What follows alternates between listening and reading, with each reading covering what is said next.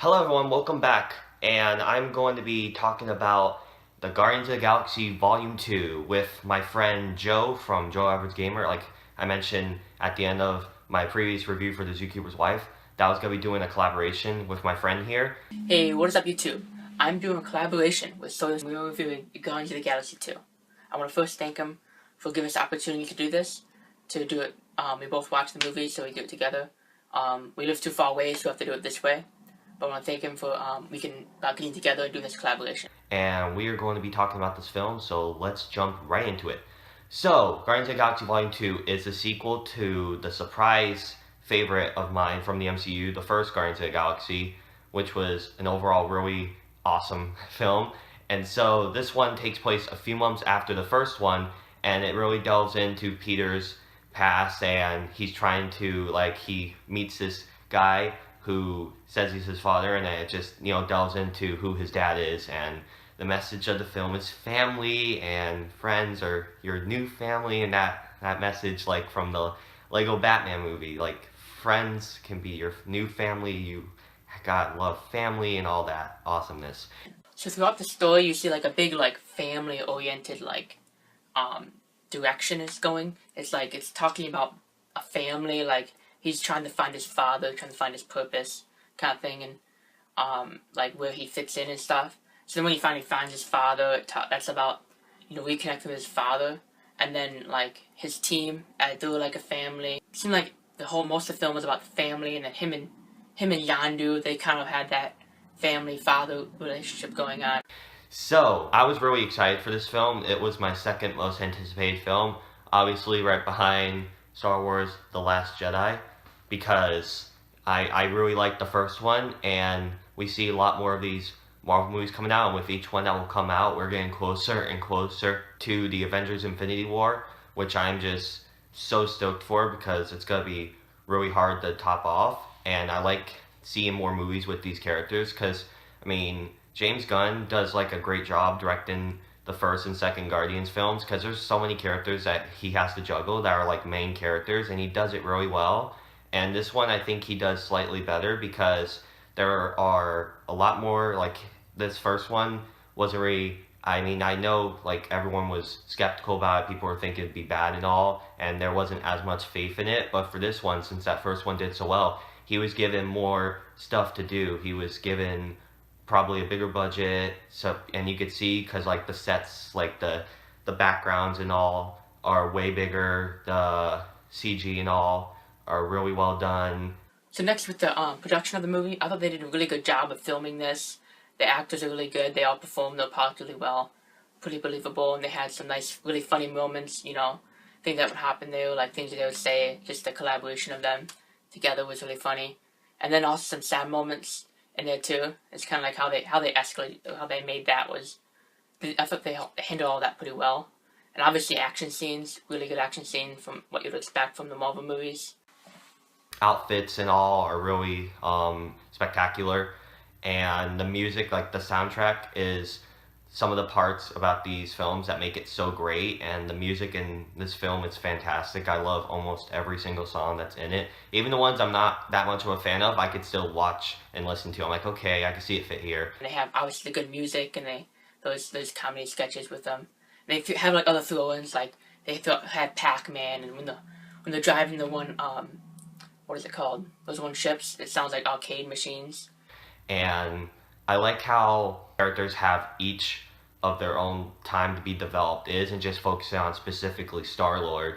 Like between the film, like near the beginning, they split up, and then you see scenes with Peter trying to reconnect with his dad, and his dad showing him like Kurt Russell, by the way, who plays the dad. He's like one of my favorite actors, and he does such a great job as this old mentor figure, and every time he gives exposition, people don't usually like exposition scenes. For me, I thought it was done very well because it like shows you, and he's talking with his, like he has a really good voice to be able to listen, so it's not, doesn't drag on, doesn't get boring. That's something really funny on the film.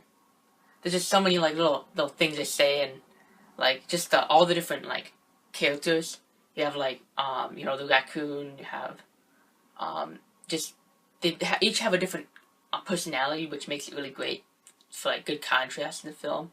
So everyone brings something different, and then like they argue each other, they make fun of each other. It's all a great, enjoyable. And they sprinkle in lots of jokes. Like this film is littered with so many funny moments and jokes, like way more than the first one.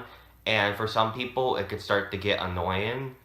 But for me, I really liked them, even though one or two of the jokes didn't really hit with me, which is expected if you're gonna put so many into a film. So some of the funny things was like, obviously Baby Groot's like very cute and funny throughout the whole film, and when they're coming after them or whatever, those automated ones. Like throughout, like the Mary Poppins scene, that was funny. How Yondu is with Mary Poppins, you have to see that. Another really funny part about it is when they're doing the warp, they're going through different dimensions or whatever you call like galaxies. That's what they're doing. They're warping through different galaxies.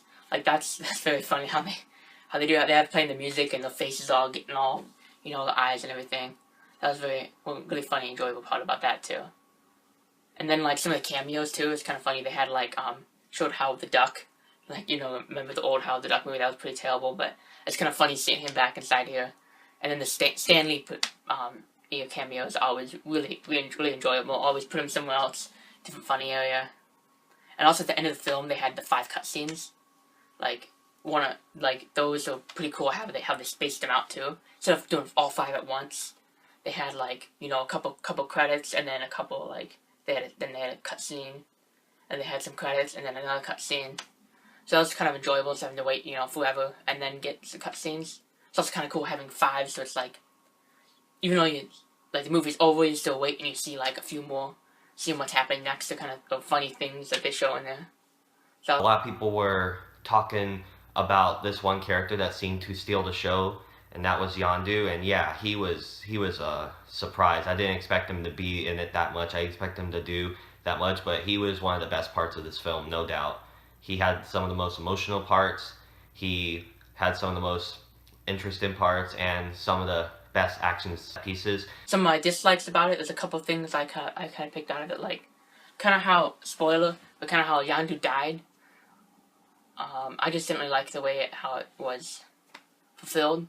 Like I mean they could have totally been there with the ship outside and could have totally picked him up soon enough. I mean, might have been somehow had some injury, but like I feel like he's just kind of getting him for the next show that he's gonna be on, next movie, big movie. It's kind of funny, like on The Walking Dead, how the character he played, the actor that plays Yondu, he like had the same thing. He was bad at first, or not totally good, and then like he turns good, and then when he turns good, then he dies. So I mean, that is kind of interesting how kind of works. But I guess he's probably gonna do some of the big movie, I bet, if he's not doing this one anymore. I kind of really started to like him near the end. It's been kind of cool. Had the what is it called? That fin, like from the comics. And that was really neat, having like kind of making him look more like the comics, having the prototype fin. That was pretty cool. By the way, there's a lot of good action scenes in it that are some of my favorites that I've seen. It's not like as great as like the Civil War one at the airport, but they kind of measure up to it almost, because I mean that one was just so what? And this one, I mean, these set pieces are really good. That's pretty cool. Let's start with the likes. Well, I mean, it's a good, funny movie, good action movie. Had a little bit of romance between Peter and Gamora. Just a good overall movie. I thought it was a really good. I would recommend it totally. Also, the finale of the film, I thought was really good. Like the characters bantering with each other. There was some more funny moments in the music, and also there's some pretty emotional parts in this film. Like, this is one of the most emotional MCU films I think I've seen to date, because you learn more. Like I said, you'll learn more about the past, and it really delves into Peter and all the other characters, and I just thought that was really great to see. You get to them on a personal level. You can really start to care for them. Even people that are kind of like, like Nebula, who's one of the villains of the first film, and they like meet up with her in this one and like have her prisoner and all. And later when she comes back and you actually learn more about her and why she's doing what she's doing, you're like, okay, I could kind of see why. And just overall, I really liked how it delved into each character. Some of my other dislikes is like how when him and Peter and his father were fighting, It's just kind of like kind of just weird how quickly he like got his powers and he was all strong. I mean, it was touching when they're saying like, oh, it's from the heart, not from the mind and stuff.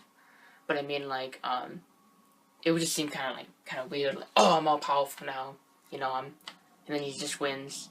I mean, I think they handled it well, just in a way, but like, I just didn't. There wasn't much obviously training. He just, like the guy said, after millions of years, you can finally master this. But then he masters it in like a second, from believing or something. And that was a little cheesy, but there's a couple of things like that. But I mean, especially with like Yondu making like connections with Rocket, because like when they split up, I mean, I guess it's sort of spoilers, but I mean the film's about for over a week, so fair warning. When they make connections, like for when they split up, Peter, Gamora, and Drax go with their dad, while Rocket stays with Nebula and Baby Groot, who, by the way, Baby Groot is just adorable and awesome.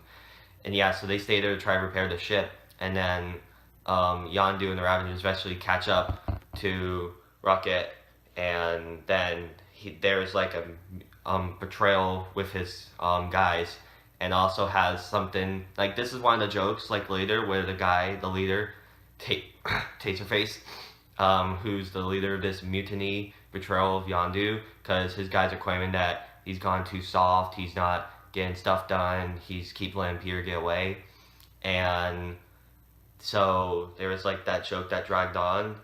And other than that, I thought this was a really good film. Sorry if this is kind of rambling on, and I'm again sorry about it taking a while to get out. I've been really busy, like I've been saying, but I hope you all enjoyed this review. It was a little scattered, sorry about that. And those are my thoughts on Guardians of the Galaxy Volume 2. What did you guys think of the film? If you want to leave your thoughts in the comments below, you can. I really enjoyed this film. I thought it was really great. I'd give it a 9 out of 10. I'm still debating if it was my favorite movie I've seen this year. It's either this or Logan, because these superhero films I've seen so far this year are doing really great. the overall movie is really good, so they kind of like brushed over those little small things, I thought, for how good it was. I would rate the movie 1 being the worst, like not see it at all, 5 being okay, and like if you want to, it's up to you, and 10 being the best, definitely see it, it's the best movie ever kind of thing. I would give it a 9 out of 10. And that's mainly because I feel like it did improve on the second and from the first movie. Like, it just was just a great movie. Like, it's all around, it was funny, which I really like funny movies, action movies. It's like, it's everything I expected it to be, but also everything I wanted it to be. So, like, I think it was a great movie. Definitely recommend seeing it. And I would also, like, say that another reason why I think it's better than the first movie, it's just the team. They felt more of a team. I mean, they still had a few things to work through, but they felt that, like, it was just cooler having as a team and already doing stuff. Like, from beginning to finish, it was a great movie. Like, end scenes, like, they start in the battle, the end of the battle. It's like, it's a great movie. Kept me, like, engaged the whole movie. So that was really great. Like, the first movie was amazing, too. I just, like, think that, like, this movie just, somehow, it just felt like, to me, it topped it. I hope you all enjoyed, and thank you, Joe, for joining in this collaboration, and I'll see you guys later. Bye. Well, thanks for watching, guys.